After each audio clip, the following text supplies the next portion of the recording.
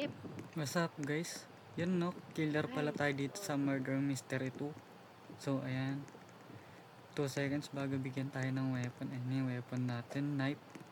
So hanap tayo ng papatayin.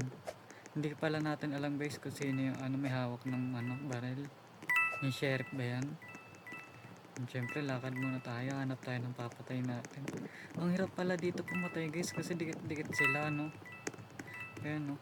Bala ko sana patayin to guys, pero parang sheriff kasi yung maliit kaya di ko na siya pinatay. Yan. So hanap tayong papatayin.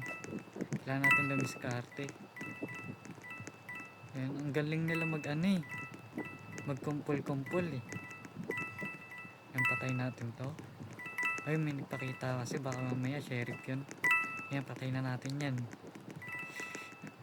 Sayang. Huwag muna pala. Ayan na. Ay, kailangan ko na pumatay guys. 2 minutes na lang. Ay, napatay sa akin yan.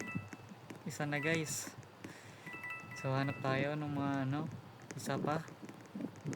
Ayun pala, sheriff pala yan guys. Sinahanap niyo sino pumatay. Ayun. Ako.